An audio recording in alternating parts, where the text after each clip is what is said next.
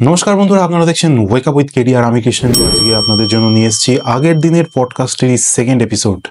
আগের এপিসোডে আপনারা দেখেছিলেন ডক্টর দীপায়ন পালের সঙ্গে আমরা নেতাজির জীবনের অত্যন্ত গুরুত্বপূর্ণ যে অধ্যায় সেটার পর্যালোচনা করার চেষ্টা করেছিলাম। অনেকেই কিন্তু এই ভিডিওটা দেখে আমাদেরকে জানিয়েছেন যে তাদের এই ভিডিওটা অনেক ভালো লেগেছে, কিন্তু অনেকেই নেগেটিভ এবং হেট কমেন্ট করেছেন। তাদের উদ্দেশ্যে আমি কিছু বলতে চাই, কিন্তু তার আগে বলে নিই যে আজকের যে এপিসোডটা হতে চলেছে সেখানে কিন্তু আমরা ভগবানজির অ্যাঙ্গেলটাকে এক্সপ্লোর করার চেষ্টা করব এবং নেতাজির সঙ্গে ভগবানজির কি কি মিল পাওয়া যায় এবং কেন আমরা ভগবানজিকে নেতাজি বলে মেনে নেব অথবা নেব না, সেই ইতিহাস বা সেই তথ্য প্রমাণ আপনাদের সামনে তুলে ধরার চেষ্টা করব এই ভিডিওতে। আর হ্যাঁ, যারা যারা নেগেটিভ অথবা হেট কমেন্ট করেছেন তাদের উদ্দেশ্যে বলতে চাই যে এই পডকাস্টগুলোর মাধ্যমে কিন্তু কোনো পলিটিক্যাল দল বা কোনো মানুষের বিরুদ্ধে কুৎসা রটানো বা তাকে ছোট করা আমাদের এই চ্যানেলের উদ্দেশ্য নয়। শুধুমাত্র সত্যি ইতিহাসকে পর্যালোচনা করা, আপনাদের সামনে তুলে ধরাটাই আমাদের একমাত্র উদ্দেশ্য। তাহলে চলুন দেরি না করে শুরু করা যাক আজকের এই এপিসোডটা। আর যারা যারা আগের এপিসোডটা দেখেননি তারা অবশ্যই এক্ষুনি ডিসক্রিপশন বক্সে গিয়ে ফার্স্ট এপিসোডটা দেখে নিয়ে তারপরে এই এপিসোডটা দেখুন, তাহলে আপনাদের বুঝতে সুবিধা হবে। চলুন আজকের এই ভিডিওটা শুরু করা যাক।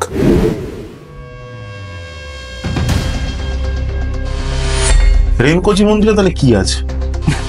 নেহেরু কি করলেন? ওই নির্বাচনে জেতার জন্য, মানুষের সেন্টিমেন্টটাকে কাজে লাগানোর জন্য এমন ভাব করলেন যে তিনি আজাদিন ফৌজের সৈনিকদের সাথে আছেন। মূলত আমেরিকা, কারণ ইংল্যান্ড দ্বিতীয় বিশ্বযুদ্ধের পর একটা দ্বিতীয় শ্রেণীর রাষ্ট্রে পরিণত হয়, মূলত আমেরিকা। তো এই দিক থেকে সমগ্র ভারতবর্ষে একজনই শুধু যুদ্ধাপরাধী ছিল।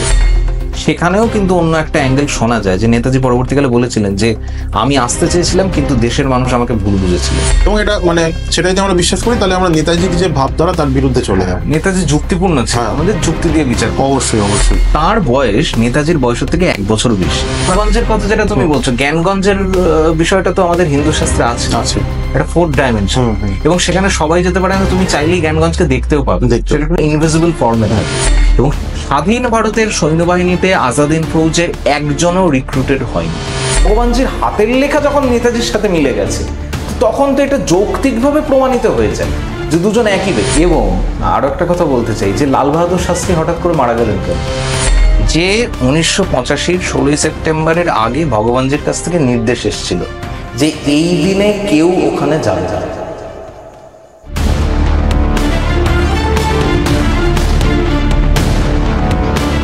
রেনকোজি মন্দিরে তাহলে কি আছে? রেনকোজি মন্দিরে কুকুরের চিতাভস্য থাকতে পারে, অন্য কোনো মানুষের চিতাভস্য থাকতে পারে, কিন্তু নেতাজির চিতাভস্যটা নেই। মানে এটা সুগত বসুদের দুর্ভাগ্যক্রমেই নেই। তারা প্রচার করতে চাইছেন, এখনো চাইছেন কিন্তু পারছেন না। এবং নাম না করেই বলছি যে তার পরিবারের একজন কিছুদিন আগে প্রধানমন্ত্রীকে চিঠি লিখে জানিয়েছেন যে তার ছাই বর্ষটা নিয়ে আসা হোক। কোথাও কি মনে হয় না যে বহু বছর পরেও আজও কোনো একটা দল বা একটা সংগঠন রয়েছে, মানে তাদের নামগুলো পরিবর্তন হয় কিন্তু তারা এই নেতাজিকে ভুলিয়ে দেওয়ার একটা যেন চক্রান্ত করছে? নেতাজিকে ভুলিয়ে দেওয়ার চক্রান্ত আমি তো নাম করেই বলছি যে কংগ্রেস যারা ক্ষমতায় এসেছিল, মানে নেতাজির আন্দোলনের সুফল নিয়ে, মানে নেহেরু কতটা মাত্র একজন বিপথগামী মানুষ ছিল। তখন কি ছিল? তখন সমগ্র দেশ জুড়ে কিন্তু নির্বাচন ছিল 1946। আইএনএর ওই কোর্ট মার্শালকে নিয়ে গোটা দেশ উত্তাল। নেহেরু তখন নির্বাচনে জেতার জন্য ওই সামলা গায়ে দিয়ে যে ছবিগুলো আমরা দেখতে পাই, পরে কংগ্রেসিরা প্রচার করে যে এই তো নেহেরু নেতাজির সাথে দাঁড়িয়েছিলেন, পাশে বসেছিলেন। নেহেরু কি করলেন? ওই নির্বাচনে জেতার জন্য, মানুষের সেন্টিমেন্টটাকে কাজে লাগানোর জন্য এমন ভাব করলেন যে তিনি আজাদিন ফৌজের সৈনিকদের সাথে আছেন। আচ্ছা, সাথে আছেন, খুব ভালো কথা। 47-এ দেশ স্বাধীন হলো, পার্শিয়ালি ডমিনিয়ন স্টেটাস, পূর্ণ স্বাধীনতা নয়, তবুও ব্রিটিশদের শাসনটা শিথিল হয়ে গেল। তো তিনি যদি আজাদিন ফৌজের পাশে এতই দরদী ভূমিকা নিয়ে অবস্থান করতেন, তাহলে ভারতীয় সেনাবাহিনীতে নেহেরুর 1964 পর্যন্ত কেন একজন সৈনিককেও নেতাজি একজন সৈনিককেও নেহেরু রিক্রুট করেনি? স্বাধীন ভারতের সৈন্যবাহিনীতে আজাদিন ফৌজের একজনও রিক্রুটেড হয়নি। বরঞ্চ মোহাম্মদ আলী জিন্নাহ রিক্রুট করেছিলেন হাবিবুর রহমান এমজেড কিয়ানিকে, কিন্তু জওহরলাল নেহেরু রিক্রুট করেন। এবং আজাদিন ফৌজের সৈনিকদের স্বাধীনতা সংগ্রামের মর্যাদাটুকুও দেওয়া হয়নি। তারা অনেকে আছে না খেতে পেয়ে মারা গেছিলেন। তাদেরকে কোনোভাবে ট্রেটার বলা, মানে ট্রেটার ব্রিটিশরা বলতো, নেহেরু সেটা মুখে বলতে পারেনি কিন্তু তার আচরণে প্রকাশিত হয়ে যায়। তাদের কোনো স্বাধীনতা সংগ্রামের যে পেনশন দেওয়া হয়নি, তাদের কোনো রকম রাজনৈতিক কাজ নিষিদ্ধ করা হয়েছিল, তাদের সেনাবাহিনীতে অন্তর্ভুক্তি নিষিদ্ধ ছিল এবং নেহেরুর নির্দেশে প্যাটেল একটা নির্দেশনামা আর্মি ক্যান্টনমেন্টে দিয়ে রাখেন, সে এখন ফাইলে প্রকাশিত হয়ে গেছে। সেই নির্দেশনামায় ছিল যে আর্মি ক্যান্টনমেন্টে কোনো রকম নেতাজির ছবি রাখা যাবে না।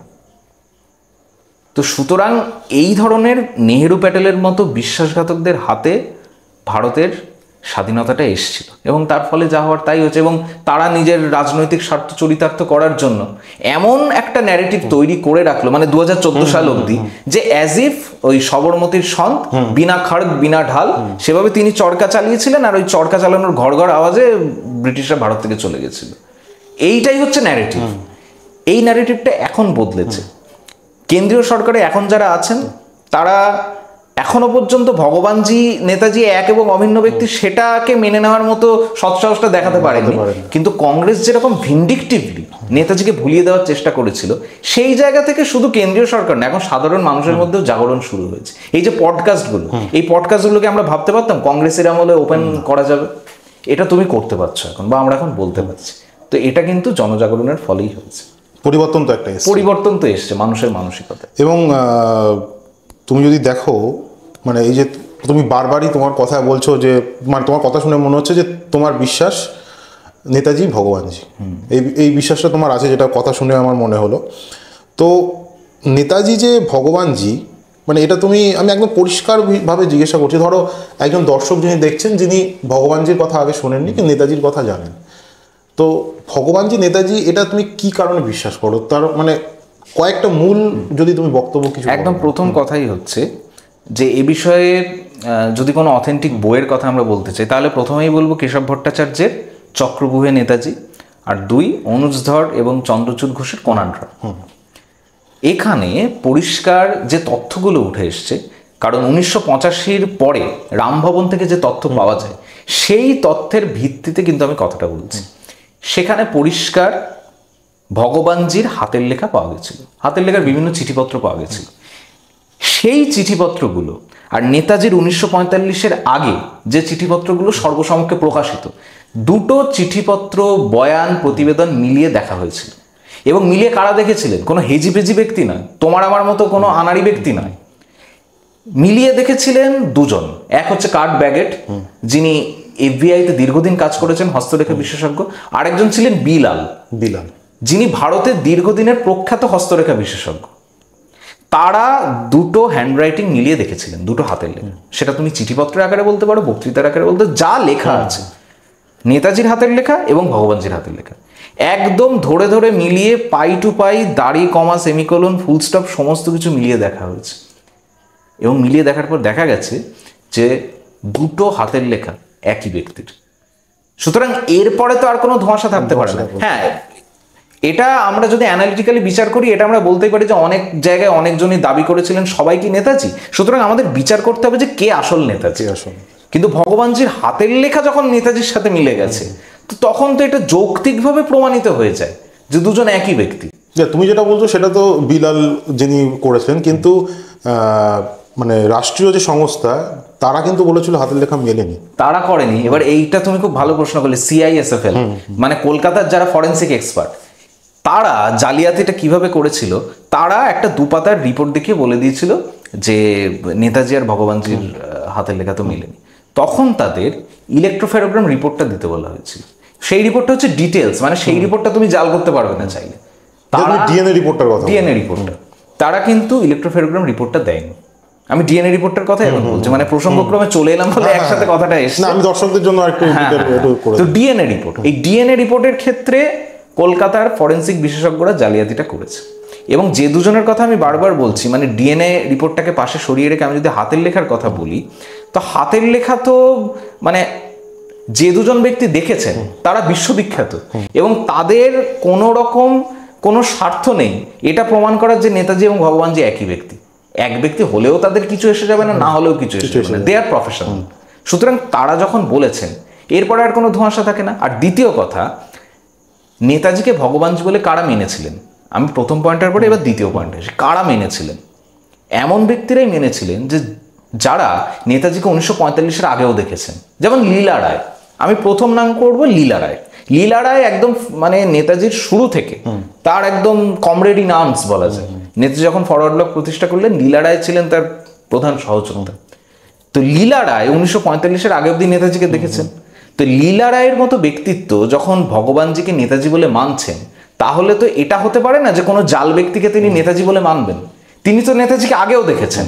সুতরাং যে ব্যক্তি নেতাজিকে 45-এর আগে দেখেছেন, তার কাছে নেতাজির পরিষ্কার চিত্রটা আছে যে নেতাজি কি, মানে নেতাজির সমস্ত কিছুই তার চেনা। সুতরাং তিনি যখন আরেকজন ব্যক্তিকে নেতাজি বলছেন, তখন বুঝতে হবে দুজন ব্যক্তি একই ব্যক্তি। কিংবা পবিত্রমোহন রায়, আইএনএস যিনি সিক্রেট সার্ভিসের অফিসার, তিনিও বলেছেন যে নেতাজি এবং ভগবানজি এক এবং অভিন্ন ব্যক্তি। তো এরা সাধারণ মানুষ থেকে ছিল, এরা নেতাজির ঘনিষ্ঠতম সহযোগী ছিলেন। ধরো তুমি আমি তর্কের খাতিরে বলতে পারি যে আমাদের বিমান দুর্ঘটনাটাকে আমরা মেনে নিতে পারি না, তাই একজনকে বললাম যে ইনি নেতাজি। সেটা আমরা বললে বিশ্বাসযোগ্য হবে না, আমাদের দেখতে হবে কারা বলছেন। যারা বলছেন তারা নেতাজিকে 1945-এর আগে দেখেছেন। তো তাই যদি হয়, সেই ব্যক্তিরা যদি বলেন কোনো এক ব্যক্তিকে যে ইনি নেতাজি, তাহলে তাদের কথাটাকে কিন্তু অথেন্টিক বলে আমাদের ধরতে হবে। তুমি যে মানে ডিএনএ কথাটা বললে, ইলেকট্রোফেরোগ্রামের রিপোর্ট কিন্তু কংগ্রেসের সময়ও নয় বা কোনো কমিউনিস্ট গভর্নমেন্টের সময়ও নয়। কমিউনিস্টদের কাছে তো ছেড়েই দিলাম। এই যে রিপোর্টগুলো মানে যারা দেখছেন, তাদের তৃণমূল কংগ্রেস সম্পর্কে, মমতা ব্যানার্জি সম্পর্কে কার কি অভিমত বা আমার কি অভিমত, সেগুলো আমি ব্যক্তিগত স্তরে রেখে দিচ্ছি। আমি শুধু নেতাজি প্রসঙ্গে আসছি। এই যে 34 বছর ধরে বামফ্রন্ট সরকার ক্ষমতায় ছিল, নেতাজি সম্পর্কিত একটা ফাইলও কি প্রকাশিত হয়েছে? না, কিন্তু মমতা সরকার কিন্তু 2016-তে প্রকাশ করেছে। তার শুধু এটুকু নিয়ে বলছি। এরপরে কেউ যদি ভাবেন যে আমি মমতা ব্যানার্জির সমর্থক, তাহলে তারা মূর্খের স্বর্গে বাস করছেন। আমরা শুধু আজকে নেতাজিকে নিয়ে আলোচনা করছি, তার রাজনীতিকে নিয়ে নয়। তো তৃণমূল কংগ্রেস ক্ষমতায় আসার পরে 2016 খ্রিস্টাব্দে ফাইলগুলো প্রকাশিত করেছে। কিন্তু 34 বছর এই যে ফরওয়ার্ড ব্লক, যারা এখন নেতাজির নাম ভাঙিয়ে বসে থাকে, তো তারা তো শরিক ছিল। বামফ্রন্ট সরকার মানে তো শুধু সিপিএম নয়, সিপিএম এর সঙ্গে ফরওয়ার্ড ব্লকও ছিল। তো ফরওয়ার্ড ব্লক কি করছিল 34 বছর ধরে? এই প্রশ্নটা তো তাদের দিকে আসবেই, যে তারা তো নেতাজির দল বলে নিজেকে প্রচার, তাদের দলটাই তো নেতাজি কি তৈরি করেছে, নেতাজিই তৈরি করেছেন, তারা তার অনুসারী।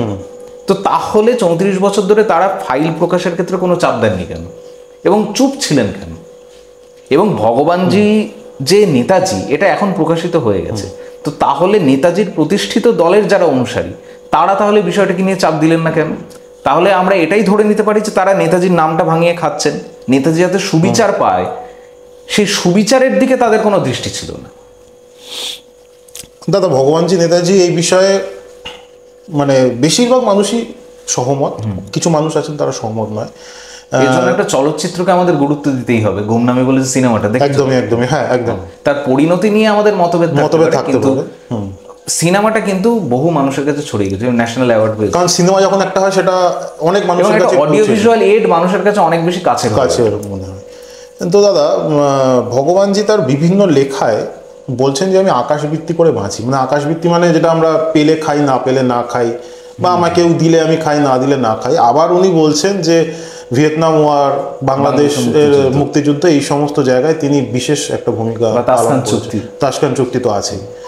তো এই দুটো জিনিস কোথাও একটা মানে কন্ট্রাডিক্ট করছে না? যেমন একটা মানুষ যে লীলা রায়কে চিঠি লিখে বলছেন যে আপনি কেন ধার করে আমাকে টাকা পাঠালেন, বা অন্যান্য জিনিস, তার শরীরের অবস্থা বলছেন, তিনি বিভিন্ন অসুবিধায় ভুগছেন, রোগে ভুগছেন, তার কাছে অর্থের সত্যি অভাব চিঠি পড়ে বোঝা যাচ্ছে।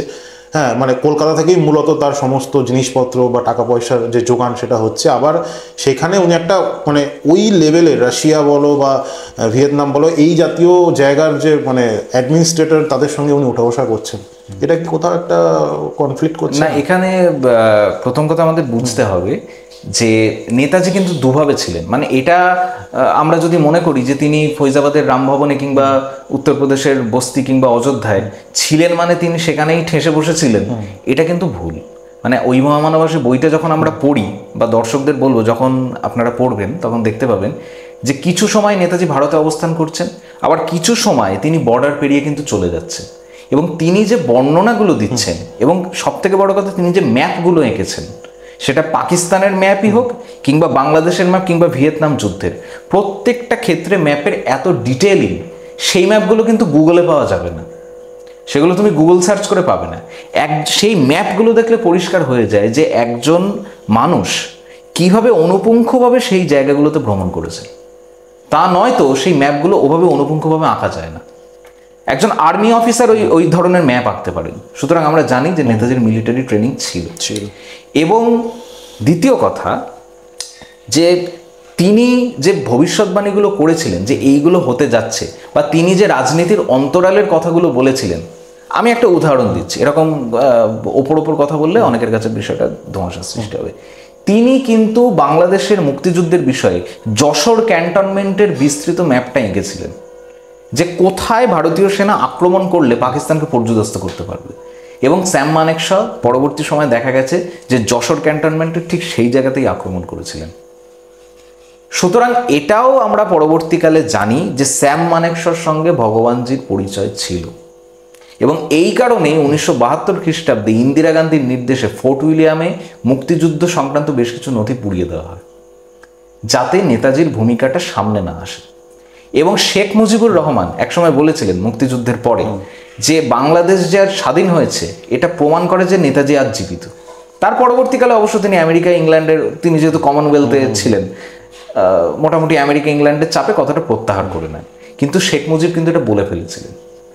আর শেখ মুজিবের মতো মানুষ, যিনি 1946-এ চরম সাম্প্রদায়িক ছিলেন, মুসলিম লীগের সদস্য ছিলেন, সেই শেখ মুজিবের মতো মানুষ কিভাবে ধর্মনিরপেক্ষ হয়ে উঠলেন এবং কিভাবে তিনি বলতে পারলেন যে ধর্মনিরপেক্ষতাটা বাংলাদেশের জাতীয় স্তম্ভের অন্যতম একটা মূল স্তম্ভ। শেখ মুজিবুর রহমানের এই রূপান্তরটা কেন হয়েছিল, এর পেছনে ভগবানজির হাত আছে। এবং বাংলাদেশের মুক্তিযুদ্ধে কিন্তু যেভাবে ভারতীয় সেনাবাহিনী পরিচালিত হয়েছিল, সেখানে বিভিন্ন সময়ে আমরা দেখেছি যে ভগবানজির পরামর্শ কিন্তু নেওয়া হয়েছে। এবং বিভিন্ন জায়গায় তার যে ম্যাপগুলো, যেগুলো রামভবন থেকে পাওয়া গেছে, সেখানে তো আমি বললাম যে বাংলাদেশ সম্পর্কে বিস্তৃত ম্যাপ আছে। আর তাসখানদের কথা, তাসখানদের তো পরিষ্কার ছবি আছে আমাদের কাছে, যে তাসখান ম্যান হিসেবে যাকে বলা হয়, সেটাও কিন্তু মিলিয়ে দেখা হয়েছে।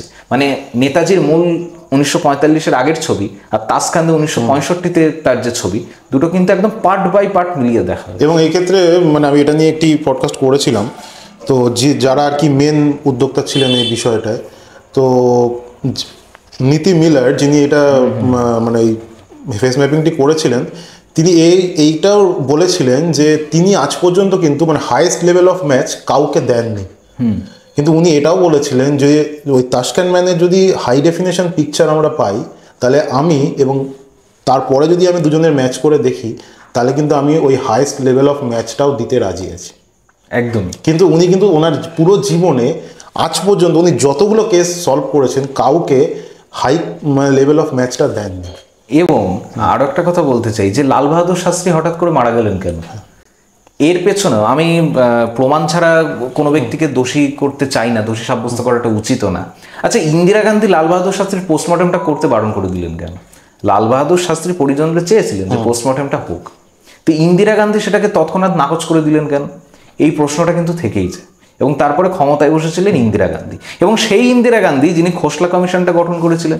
এবং খোসলা কমিশনে আমরা জানি যে তিনি তার সম্মানীয় বাবা যেরকম শাহনওয়াজ কমিশন গঠন করেছিলেন, তার মেয়ে হয়ে তিনিও খোসলা কমিশন গঠন করে নেতাজি মৃত এই অপপ্রচারটা কমিশনের রিপোর্টে তুলে দিলেন। যেটা শাহনওয়াজ খান করেছিলেন সেটা জিডি খোসলা করলেন। সুতরাং লাল বাহাদুর শাস্ত্রী একটা কথা বলেছিলেন মৃত্যুর আগে, যে আমি ভারতে ফিরে আসছি এবং আমি এমন একটা সংবাদ নিয়ে আসতে পারি যেটা ভারতের মানুষের পক্ষে খুব খুশির খবর হয়ে আসবে। এবং তার ফোন ট্যাপ করা হয়েছে। তারপর লাল বাহাদুর শাস্ত্রী পরিণতি যান। সুতরাং তাসখান ম্যান তুমি দেখো, তারপর বাংলাদেশের মুক্তিযুদ্ধে, তারপর ভিয়েতনামে যে শান্তি চুক্তি হয়েছিল ভিয়েতনাম যুদ্ধের পরে, সেখানেও কিন্তু নেতাজির ছবি আছে। ভিয়েতনামের যে শান্তি বৈঠক হয় ফ্রান্স, সেখানে নেতাজির ছবি আছে। এবং এই ছবিগুলো যে ওপর একজন মানুষের মুখটা গোল, তিনি চশমা পরেন, তাই তিনি নেতাজি, এই ধরনের কোনো ওপর কথার কোনো জায়গা নেই। সুতরাং তাসখানদের ক্ষেত্রে তুমিই বললে, এবং তাসখান ম্যানের বিষয়টা আমরা প্রত্যেকে জানি, আর বাংলাদেশের কথা তো আমরা জানি। সুতরাং প্রমাণিত হয়ে যায় যে উত্তরপ্রদেশের রামভবনে যিনি অবস্থান করতেন, তিনি নেতাজি ছাড়া কিন্তু আর কেউ নন। আর তিনি কেন সামনে আসেননি, এটা অনেকে প্রশ্ন করে থাকে। একদমই তাই। আমি এই প্রশ্নটাই করতে যাচ্ছিলাম। দুটো কথা, দুটো কারণ আমার মনে হয়েছে সমস্ত লেখাপড়ে। প্রথম কথা হচ্ছে আমেরিকা এবং ইংল্যান্ড, মূলত আমেরিকা, কারণ ইংল্যান্ড দ্বিতীয় বিশ্বযুদ্ধের পরে একটা দ্বিতীয় শ্রেণীর রাষ্ট্রে পরিণত হয়। মূলত আমেরিকার বিরুদ্ধে যারা অস্ত্র ধারণ করেছিল, তাদের প্রত্যেককে আমেরিকা যুদ্ধাপরাধীর তালিকায় নিয়ে রাখে। এবং সেই যুদ্ধাপরাধীর তালিকায় কারা ছিল? মানে সে দোষ করুক না করুক সে যুদ্ধাপরাধী, কারণ সে আমেরিকার বিরুদ্ধে অস্ত্র ধারণ করেছে। আমরা জার্মানির ক্ষেত্রে দেখেছি, জার্মানির ক্ষেত্রে বিদেশমন্ত্রী রিবেনট্রপ, তিনি তো বিদেশমন্ত্রী ছিলেন, তিনি তো হলোকস্টের সঙ্গে জড়িত ছিলেন না, সেই রিবেনট্রপকে ফাঁসিতে ঝোলানো হয়। কিংবা উইলহেম কাইটেল, তিনি হিটলারের পার্শ্বচর ছিলেন, অ্যাডজুটেন্ট ছিলেন, তো অ্যাডজুটেন্টের যে কাজ সেটা তিনি করেছিলেন। উইলিয়াম কাইটেলকেও ফাঁসি দেওয়া হয় এবং বহু সেনাপতিকে ফাঁসিতে ঝোলানো হয়। জাপানেও তাই। হিদেকি তোজোর ভূমিকা তো আমরা জানি যে তিনি নেতাজির কতটা শুভাকাঙ্ক্ষী ছিলেন এবং ভারতের কতটা শুভাকাঙ্ক্ষী ছিলেন। এই তোজোকে নিয়ে কমিউনিস্টরা কি কুৎসিত প্রচার করেছিল, তো সেই হিদেকি তোজোকেও ফাঁসিতে ঝোলানো হয়। সুতরাং আমেরিকার মোটিভটা হচ্ছে যারা তাদের বিরুদ্ধে তারাই যুদ্ধাপরাধী। তো এই দিক থেকে সমগ্র ভারতবর্ষে একজনই শুধু যুদ্ধাপরাধী ছিল, তার নাম নেতাজি সুভাষচন্দ্র বসু আমেরিকার দৃষ্টিতে। সেই যুদ্ধাপরাধীর তালিকাটা কিন্তু এখনো নাকচ করা হয়নি, কেন্দ্রীয় সরকার কিন্তু এখনো নাকচ করেনি। এটা রাষ্ট্রসংঘের যুদ্ধাপরাধীর তালিকায় নেতাজি সুভাষচন্দ্র বসু আছেন। এবার নেতাজি যদি বেরিয়ে আসতেন তাহলে কি হতো? তাহলে আমেরিকা বলতো, যেটাকে আমরা ইংরেজিতে এখন বলি এক্সট্রাডিশন, মানে নেতাজির হ্যান্ড ওভার তারা চাইতো, আমরা সেটা হতে দিতাম না। সুতরাং আমেরিকা আমাদের উপর সামরিক পদক্ষেপ নামিয়ে আনতেই পারতো, তাদের কাছে সেটা অসম্ভব কিছু নয়। নেতাজি এটা চাননি, এবং নেতাজির মতো মহান মানুষ বলেই নেতাজি খুব ভালো করে জানতেন যে তিনি যদি বেরিয়ে আসেন তাহলে ভারতের সিংহাসন বলো কিংবা প্রধানমন্ত্রী বা রাষ্ট্রপতির চেয়ারে বলো তিনিই বসবেন সঙ্গে সঙ্গে। কিন্তু নেতাজি যেহেতু মানসিক দিক থেকে একজন আধ্যাত্মিক মানুষ, তাই ক্ষমতার লোভ কখনো তাকে গ্রাস করেনি। কিন্তু এই একটা ক্ষেত্রে আমি বলবো যে নেতাজি কিন্তু ভুল করেছিলেন। নেতাজির উচিত ছিল সামনে আসা, তার কারণ আমরা ভারতের আজ যে অবস্থাটা দেখতে পাচ্ছি, নেতাজি কি এর থেকেও খারাপ অবস্থা কল্পনা করেছিলেন? আজ রন্ধ্রে রন্ধ্রে ভারতের দুর্নীতি চালিয়ে গেছে, আজ ভারত একটা জায়গায় থমকে দাঁড়িয়ে আছে। নেতাজি এলে হয়তো আমেরিকার সঙ্গে আমাদের রক্তক্ষয়ী যুদ্ধ হতো, কিন্তু সেই যুদ্ধের পরে একটা শক্তিশালী ভারতবর্ষ নেতাজির নেতৃত্বে আত্মপ্রকাশ করত। সুতরাং এই একটা ক্ষেত্রে কিন্তু আমি নিজেও নেতাজির সিদ্ধান্তের সঙ্গে সহমত নই, তার বেরিয়ে আসাটা উচিত ছিল। আর দ্বিতীয় কথা, তার ফ্রাস্ট্রেশন কাজ করতেই পারে, তার নিজের বংশের মানুষ তাকে মৃত প্রমাণ করতে মরিয়া। কৃষ্ণা বসুর এই যে বংশের ধারাটা, মানে শিশির কুমার বসু, কৃষ্ণা বসু, তাদের ছেলে সুগত বসু, এখন তার ভাই সুমন্ত্র বসু, এই যে ধারাটা আমরা কখনো ভাবতে পারি যে মুখে রাঙা কাকাবাবু বলছি, অথচ তাকে মৃত প্রমাণ করার জন্য একেবারে মরিয়া হয়ে উঠছে। তো এই ধরনের একটা ঘৃণ্য দ্বিচারিতা, এটা যদি নিজের বংশের মানুষদের কাছ থেকে দেখা যায় তো তাহলে তার মানসিক অবস্থাটা কোন জায়গায়? তারা কিন্তু এক সময় কিন্তু তারা এই প্লেন ক্র্যাশের ব্যাপারটা মানতেন না, কিন্তু হঠাৎ করে তাদের না, শিশির কুমার বসু, কৃষ্ণা বসু এবং সুগত বসু বরাবর মানতেন। তুমি যার কথা বলছো তার নাম হচ্ছে চন্দ্র বসু। এই চন্দ্র বসু হচ্ছে অমিয়নাথ বসুর ছেলে। এই চন্দ্র বসুর ভূমিকাটা হচ্ছে একদম হাস্যকর। তিনি কিছুদিন আগে পর্যন্ত, কয়েক বছর আগে পর্যন্ত মিছিল করেছিলেন। সেই মিছিলে দাবি উঠেছিল সমস্ত ফাইল প্রকাশিত হোক, এবং তিনি বলেছিলেন যে বিমান দুর্ঘটনার তত্ত্ব তিনি বিশ্বাস করেন। হঠাৎ তিনি 361 ডিগ্রি ডিগবাজি খেয়ে কোন জাদুমন্ত্রে তিনি হঠাৎ কি প্রমাণ পেয়ে গেলেন যে বিমান দুর্ঘটনায় নেতাজির মৃত্যু হয়েছিল, এটা আজও ধোঁয়াশা। কংগ্রেসের থেকে কোনো অফার টফার আছে কিনা আমরা জানি না। তিনি এটা, যেহেতু এটা যদিও অন্য কথা, উনি একটা অন্য পলিটিক্যাল পার্টির হয়ে আমরা তাকে দেখেছিলাম ভোটে লড়তে, এবং যতদিন তিনি মিছিলটা করেছিলেন ততদিন তিনি বিজেপির সক্রিয় সদস্য ছিলেন। যেই বিজেপি তাকে একটু সরিয়ে দিল, এখানে কিন্তু বিজেপির পক্ষে বিপক্ষে কোনো কথা বলছি না, আমি জাস্ট ক্রোনোলজিটা বলছি। যে বিজেপি তাকে সাইড করে দিল, সঙ্গে সঙ্গে তিনি ডিগবাজিটা খেলেন, এবং আমার নিজের যতদূর ধারণা তিনি অন্য কোনো রাজনৈতিক দলের ঘনিষ্ঠ হওয়ার জন্য এই স্ট্যান্ড পয়েন্টটা নিয়েছেন। এবং নেতাজির মতো মহামানবকে নিয়ে যারা এই ধরনের স্ট্যান্ড বদল করে, যাদের রাজনৈতিক সোপানের ওপর নির্ভর করে যে নেতাজি জীবিত না মৃত, সুতরাং এই ধরনের মানুষদের সম্পর্কে বেশি কথা না বলাই ভালো। দাদা, যদিও অনেক মিডিয়া হাউস তাকে গুমনামি বাবা বলে, অনেকেই গুমনামি বাবা বলে, বাট এই গুমনামি হচ্ছে ভগবানজি, গুমনামি নামটা আমি ব্যবহার করতে চাই না। তো ভগবানজি বারবারই তার একটা হরাইজনের কথা বলেছেন, যে আমার একটা হরাইজন আছে, সেই হরাইজন মানে পরবর্তীকালে আমি না থাকলেও কাজ করবে, বা আমার মতো এরকম বহু ডেডম্যান আছে যারা আমার এই আর্মিতে পরে কাজ করবে। তো তোমার কি মনে হয় এই হরাইজন কি এখনো আছে, যারা মানে আমাদেরকে এই যে অচল অবস্থা দেশে একটা তৈরি হয়েছে, বা আমাদের রাজ্যে বলো, দেশে বলো, যেখানেই বলো, সেটা থেকে বার করে আনবে? না দেখো, আমাদের নেতাজি সম্পর্কে যে কোনো বিষয় বলতে গেলে আমাদের আবেগটাকে একটু পাশে সরিয়ে রেখে যুক্তিপূর্ণভাবে বিচার করা উচিত। আমাদের যতই আবেগ থাক, আমরা এটা কিন্তু বর্তমানে বলতে পারি যে বর্তমানে সেই ধরনের কোনো হরাইজন বা প্রভাব আছে কিনা সেটা আমরা জানি না, ইনকনক্লুসিভ। কিন্তু 1962-র কথা আমি বলতে পারি। 1962-তে যে পিএল এর সঙ্গে ভারতের যে আক্রমণটা হয়, সেখানে কিন্তু শুধুমাত্র যে পিএলএ আক্রমণ করেছিল সেটা কিন্তু নয়, সেখানেও কিন্তু অন্য একটা অ্যাঙ্গেল শোনা যায় যে নেতাজি পরবর্তীকালে বলেছিলেন যে আমি আসতে চেয়েছিলাম কিন্তু দেশের মানুষ আমাকে ভুল বুঝেছিলেন। সুতরাং সেখানে কিন্তু এশিয়ান লিবারেশন আর্মি এই নামটা কিন্তু বারবার শোনা যায়। বাংলাদেশের মুক্তিযুদ্ধেও শোনা যায়, ভারত চীন যুদ্ধেও শোনা যায়। এমনকি তুমি শুনলে আশ্চর্য হবে, আমি কিছুদিন আগে একটা বই কিনেছি সোমদেব চট্টোপাধ্যায়ের, কাশ্মীরে 1947-এর কাশ্মীর আমরা কি মনে করি যে পাকিস্তান কাশ্মীর আক্রমণ করেছিল, নিয়ে একটা অংশ দখল করেছিল, সেই ন্যারেটিভটাও কিন্তু অনেকাংশে ভুল বলে এখন দেখা যাচ্ছে। এবং সেখান দিয়ে যারা আসতে চেয়েছিলেন সেই পাকিস্তান আর্মিতে কারা ছিলেন? হাবিবুর রহমান, এমজেড কিয়ানি, যারা আজাদিন ফৌজের একেবারে প্রাধান্যযুক্ত অফিসার, তারা ছিলেন। সুতরাং সেখানে পরবর্তীকালে কিন্তু পাকিস্তানের ওই অংশের ম্যাপও রামভবনে পাওয়া গেছে, এবং সেখানেও কিন্তু নেতাজি ওই পথ দিয়েই আসতে চেয়েছিলেন বলে এখন মনে করা হচ্ছে। সুতরাং তুমি 47 বলো কিংবা 62 কিংবা বাংলাদেশের মুক্তিযুদ্ধ, এই জায়গাগুলোতে কিন্তু নেতাজির একটা নিজস্ব আর্মি সেটা কিন্তু ছিল, যাকে বলা হচ্ছে এশিয়ান লিবারেশন।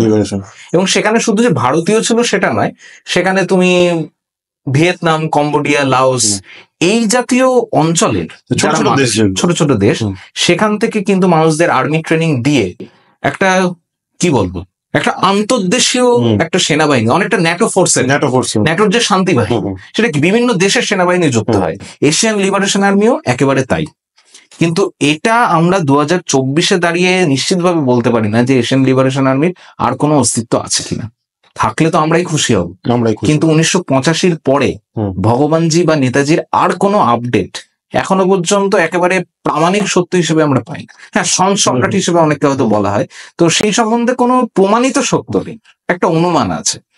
কিন্তু 1985 অব্দি আমি বলতে পারি, 1985-র পর না, এটা তুমি বলছো তাই যার জন্য একদম জিজ্ঞাসা করছি যে অনেকেই বলে, যদিও মানে আমি দর্শকদের উদ্দেশ্য বলতে চাই যে wake up with KD channel বলো বা আমি বলো যে আমরা তথ্য প্রমাণ ছাড়া কিন্তু কোনো কথা বলি, এবং এটা মানে সেটাই যদি আমরা বিশ্বাস করি তাহলে আমরা নেতাজির যে ভাবধারা তার বিরুদ্ধে চলে যাই। নেতাজি যুক্তিপূর্ণ ছিল, আমাদের যুক্তি দিয়ে বিচার। অবশ্যই। তো অনেকেই বলেন যে জ্ঞানগঞ্জ তত্ত্ব, যে উনি জ্ঞানগঞ্জে আছেন, কেউ বলছে ইউএফও তে আছে, অমুকে আছে, তমুকে আছে, এমন একটা পাহাড়ে আছে যে পাহাড় কেউ দেখেনি। তো এইগুলোকে কি মনে হয়, এগুলো কি গুজব বা এগুলো কি একটা হাই সেলিং প্রোডাক্ট? দেখো, আমি প্রথমে একটা কথা বলি, স্বামী শিবানন্দকে তো চেন, কিছুদিন আগে তিনি পদ্মশ্রী পুরস্কার পেয়েছিলেন। স্বামী শিবানন্দ, এবং তিনি পূর্ণকুম্ভতেও স্নান করেছেন কিছুদিন আগে, এটা ওপেন, এটার কোনো লুকোচুরি নেই। তার বয়স নেতাজির বয়সের থেকে 1 বছর বেশি। নেতাজির বয়স এখন হবে 128 বছর, তার বয়স হচ্ছে 129 বছর। এবার আমি শুধুমাত্র যুক্তির কথা বলছি যে কোনো মানুষ যদি 129 বছর জীবিত থাকতে পারেন, তাহলে যুক্তির দিক থেকে কিন্তু আমি বলতে পারি যে কোনো মানুষ 128 বছরও জীবিত থাকতে পারে। সুতরাং এটা আমরা বলতে পারি যে ক্লিনিক্যালি, অনেকে বলে থাকেন না 100 বছর পেরিয়ে গেছে তাই নেতাজির জীবিত থাকার কোনো সম্ভাবনা নেই, এটা ঠিক নয়। 100 বছরের বেশি অনেক মানুষ বেঁচে থাকে। সুতরাং ক্লিনিক্যালি নেতাজি আজও বেঁচে থাকতে পারে। এবং এই আমি একটা পয়েন্ট অ্যাড করছি, মানে সবাই মানে অনেক মানুষই বলেছেন যে তার রাজনৈতিক সত্তা বা তার যে মানে তার রাজনৈতিক সত্তা এবং তার যে সেনা প্রধানের যে সত্তাটা, সেটা তার মৌলিক সত্তা নয়, আধ্যাত্মিকতাই তার মৌলিক সত্তা। কারণ তিনি ওই সময় ছোটবেলা থেকেই উনি একটা আধ্যাত্মিকতার প্রতি চলেও গেছিলেন। হ্যাঁ, চলেও গেছিলেন।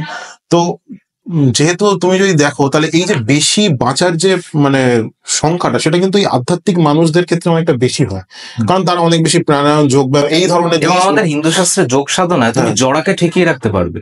এই যে কিছুদিন আগে বরফানি বাবাজি মহারাজ যিনি মারা গেলেন, তিনি একদম রেজিস্টার্ড, ভারত সরকারের রেজিস্টার্ড 250 বছর বেঁচেছিলেন। এটা কোনো গুজব নয়। অমরকণ্টকে থাকতেন, তারপর তিনি দেহ রক্ষা করেন, তিনি 250 বছর বেঁচেছিলেন। সুতরাং ক্লিনিক্যালি নেতাজি আজও জীবিত থাকতে পারেন। এবার দ্বিতীয় কথা, নেতাজি কি আজ তাহলে জীবিত আছেন না নেই? এক্ষেত্রে আমরা বলতে চাই যে এটা কিন্তু গবেষণা সাপেক্ষ বিষয়, কারণ 1985-এর পরে আমাদের কাছে আর কোনো তথ্য নেই। সুতরাং নেতাজি আজ জীবিত থাকতেও পারেন, আবার নাও থাকতে পারেন, সেটা গবেষণা সাপেক্ষ বিষয়। কিন্তু তার বেঁচে থাকার সম্ভাবনাটা বৈজ্ঞানিকভাবে সম্ভব, আমরা শুধু এটুকু বলতে পারি। তাহলে 85 সালে যে জ্ঞানগঞ্জের কথা যেটা তুমি বলছো, জ্ঞানগঞ্জের বিষয়টা তো আমাদের হিন্দু শাস্ত্রে আছে, একটা 4th ডাইমেনশন, এবং সেখানে সবাই যেতে পারে না, তুমি চাইলেই জ্ঞানগঞ্জকে দেখতেও পাবে, সেটা একটা ইনভিজিবল ফর্মে থাকে। এবং সেখানে নেতাজি আছেন না নেই সবই তো গবেষণা সাপেক্ষ। 85 সালে যে তত্ত্বটা, যেটা ধরো অনেকেই বলছে, যেমন রীতা ব্যানার্জি বলেছেন, আমি তার অনেক ইন্টারভিউ দেখেছি, বা আমি মানে পার্সোনালি গেছিলাম তোমার রামভবনে, সেখানে শক্তি সিং কিন্তু বলছেন উনি মারা গেছেন। উনি যদি মারাই না গিয়ে থাকবেন, তাহলে এত যে জিনিস সেগুলো উনি কেন ফেলে গেলেন? এর আগে উনি কোথাও যেখান থেকে যেখানে গেছেন আজ পর্যন্ত কোনো জিনিস উনি ফেলে যাননি, মানে একটা কাগজ পর্যন্ত উনি কোথাও ফেলে যেতেন না। এবং উনি ওনার জিনিস সম্বন্ধে প্রচন্ড ওয়াকিবহাল ছিলেন, এবং উনি খুব খুঁতখুঁতে ছিলেন যে আমার জিনিসগুলো ভালোভাবে রাখতে হবে। তাহলে তো উনি কেন এগুলো ফেলে গেলেন? এই যুক্তিটা উনি বলেছেন আমাকে। কিন্তু আবার মানে অনেক এমন যুক্তি পাওয়া যায় যেখান থেকে মানে উনি যে মারা গেছেন ঠিক একই প্লেন ক্র্যাশের ঘটনার মতোই, কোনো মানে তার কোনো পাওয়া যায় না। এবং 1945-এর প্লেন ক্র্যাশের সঙ্গে 85-র দারুণ মিল আছে। দারুণ মিল আছে। এগুলো একটা দুটো আমি বললেই বোঝা যাবে। 45 এবং 85 দুই জায়গাতেই কিন্তু নেতাজির মৃতদেহ কেউ দেখেনি। মানে গুগলে এখন ভগবানজির মৃতদেহ হিসেবে যে ছবিটা দেওয়া হয়, ওই এরকম দাড়ি কালো কফিনে ঢাকা, ওটা কিন্তু ফেক ছবি, ওটা ভগবানজির ছবি নয়। সুতরাং দুজনের মৃতদেহ 45-এ হোক 85-তে মৃতদেহ কেউ দেখেনি। দ্বিতীয় কথা, দুটো ক্ষেত্রেই কোনো ডেথ সার্টিফিকেট ইস্যু করা হয়নি, কোনো ডেথ সার্টিফিকেট নেই। এবং তৃতীয়ত, সেখানেও একজন ঘনিষ্ঠ সহযোগী ছিলেন কর্নেল হাবিবুর রহমান, এখানেও আছেন ডক্টর আর.পি. মিশ্র, এবং তারাই কিন্তু বারবার বলছেন নেতাজি মারা গেছেন। এবং যিনি মানে সেই তথাকথিত 1985 16ই সেপ্টেম্বর, সেই সময় কিন্তু আর.পি. মিশ্র আর কাউকে সেখানে ঢুকতে দেননি, আর কেউ কিন্তু ভগবানজির তথাকথিত মৃতদেহটা দেখেননি। সুতরাং এই দিক থেকে আমাদের মনে হয় যে এক্ষেত্রেও কিন্তু নেতাজি অন্তর্হিত হয়েছিলেন। আর শক্তি সিং এর ইন্টারভিউ তুমি নিয়েছো, তাকে পূর্ণ সম্মান জানিয়েই বলছি যে কিছুদিন আগে পর্যন্ত ওই যে সমাধি মন্দিরটা তৈরি করা হয়েছে ভগবানজি, সেখানেও একটা কোয়েশ্চেন মার্ক ছিল। 1-2 বছর হলো তিনি সেখানে মৃত্যুর তারিখটা লিখেছেন, তো তিনি এতদিন লেখেননি কেন? নেতাজি যদি সত্যিই মারা গিয়ে থাকতেন তাহলে 1985-র 17 কিংবা 18ই সেপ্টেম্বরে উনি তারিখটা লিখে দিতেন। তারিখ লিখতে কি সমস্যা? একদমই এতদিন বাদে কেন? সুতরাং এর মধ্যে দিয়ে কিন্তু একটা সন্দেহের চিহ্ন তো অবশ্যই থেকে যায় যে নেতাজি অন্তর্হিত হয়েছিলেন। আর জিনিসপত্র তিনি কি উদ্দেশ্যে ফেলে গেছিলেন এটাও তো হতে পারে। জিনিসপত্র উনি যে যুক্তিটা দেখিয়েছেন সেটা একেবারে ফেলে দেওয়ার মতো নয় যে তিনি সমস্ত কিছু নিয়ে যেতেন, তিনি কেন জিনিসগুলো রেখে যাবেন। আবার অন্যদিক থেকে এটাও আমি বলতে পারি যে তিনি হয়তো চেয়েছিলেন যে দেশের মানুষ তার সম্বন্ধে এবার একটু জানুক, কিছুটা হিন্ট যেন তিনি দিয়ে রেখেছেন যে দেখো আমি কিভাবে বেঁচে ছিলাম এবং আমি কে ছিলাম। আমি সরাসরি বলছি না, কিন্তু আমি কে ছিলাম তার কিছু নিদর্শন তোমাদের কাছে আমি রেখে গেলাম। কারণ এটাও তো একটা ইতিহাসের একটা জাস্টিস হওয়া দরকার, যে যিনি দেশের জন্য সর্বস্ব দিলেন তার সম্বন্ধে মানুষ জানবে না, এটা তো হতে পারে না। সুতরাং তিনি যে নিদর্শনগুলো রেখে যাননি দেশের মানুষকে জানাবার জন্য, সেটা তো হতেই পারে তিনি জিনিসপত্রগুলো রেখেই গেছিলেন। সুতরাং 1985-তে ভগবানজির মৃত্যু হয়েছে এটা আমরা বলতে পারি না, একটা সংশয় কিন্তু আজও থেকে যায়। তাহলে কি মানে এরা সবাই কি কোন একটা সিক্রেসি অফ ওথ নিয়ে আছে বলে? সিক্রেসি অফ ওথ তো পবিত্র মোহন রায় তো আজীবন নিয়ে চলেছিলেন, কারণ উনি কিন্তু জানুনি, সেদিন উপস্থিত হননি সেখানে, যে তবু ওনার কাছে যে ট্রাঙ্ক কল এসেছিল বা এবং তার আগে বলা হয়েছিল তারিখ মিলিয়ে। তুমি রণেন্দ্র মোহন রায়ের যদি ইন্টারভিউটা দেখো, আমি দর্শকদেরও বলবো রণেন্দ্র মোহন রায়ের যে ইন্টারভিউ সার্চ করলেই পেয়ে যাবেন, সেখানে রণেন্দ্র মোহন রায় বলছে, মানে পবিত্র মোহন রায়ের ছেলে আর কি, যে 1985-র 16ই সেপ্টেম্বরের আগে ভগবানজির কাছ থেকে নির্দেশ এসেছিল যে এই দিনে কেউ ওখানে যাবে না। পরিষ্কার লেখা ছিল নির্দেশটা, সেই কারণে কলকাতা থেকে তার কোনো সহযোগী সেখানে যাননি। তারা কেন যেতে যাবে? সেখানে তো কোনো মৃত্যুর একটা নাটক ছিল, সেই কারণে ভগবানজি আগে থেকে তাদের বলে দিয়েছিলেন। তো এর পরেও কি কোনো সন্দেহ থাকে যে ভগবানজি সেদিন আবার অন্তর্হিত হয়েছিলেন? কোনো সন্দেহ আশা করি থাকেন। দাদা, অনেক আলোচনা হলো, অনেক কিছু হলো। শেষ একটা প্রশ্ন আমি সবাইকেই করি, তোমাকেও করছি। এত আলোচনা, সমস্ত কিছু পডকাস্ট বলো বা বই লেখা বলো, সমস্ত কিছু ঠিক আছে, কিন্তু যতদিন না ওই সরকারি শিলমোহরটা করবে ততদিন তো আমরা আমাদের পরের প্রজন্মের জন্য নেতাজির কি মানে নেতাজির এই অসমাপ্ত ইতিহাসে ছেড়ে দিয়ে যাবো। তাহলে কবে আমরা আসল সত্য আমাদের সামনে? এইটা আমি যেহেতু তোমার পডকাস্ট করছি, আমি বিন্দুমাত্র নিজের সংগঠন বা নিজের দলের প্রমোশনটা করবো না বাই এথিক্স। কিন্তু তোমার প্রশ্নের সূত্র ধরে একটা কথা বলতে পারি। তুমি প্রথমে আমাকে প্রশ্ন করেছিলে যে কেন আমি আজাদের ফ্রন্ট প্রতিষ্ঠা করেছি। এই জায়গা থেকেই আমি একটা রাজনৈতিক দল প্রতিষ্ঠা করেছি, কারণ আমার মনে হয় যে আমি সফল হবো কি ব্যর্থ হবো শুধু পরের ব্যাপার, আমার লক্ষ্যটা কি। এই কারণেই প্রতিষ্ঠা করেছি, কারণ আমার মনে হয়েছে যে কোনো অরাজনৈতিক সংগঠন, কোনো নেতাজি গবেষক, কোনো এনজিও তাদের এই অরাজনৈতিক শুধুমাত্র পিএমও কিংবা সিএমও তে ডেপুটেশন পাঠিয়ে পরিস্থিতির বদল করতে পারবে না। পরিস্থিতির যদি বদল করতে হয় তাহলে পাল্টা কোনো রাজনৈতিক শক্তিকে উঠে আসতে হবে, তাদের ক্ষমতায় আসতে হবে এবং তারাই পরিস্থিতির বদলটা করতে পারবে। এখন যারা ক্ষমতায় বিচরণ করছে, হ্যাঁ বিজেপিকে আমরা বলতে পারি লেসার এভিল, যাকে ইংরেজিতে বলে, বিজেপির অনেক দিকে হয়তো আমরা সহমত, কিন্তু এটাও তো ঠিক যে বিজেপি এখনো সেই মুখার্জি কমিশনের কংগ্রেসের রায়টাকেই মেনে নিয়েছে। মুখার্জি কমিশনের জাস্টিস মুখার্জি মানে একটা ক্যামেরার ইন্টারভিউতে নিজে বলেছেন যে আমি 100% শিওর তিনি নেতাজি।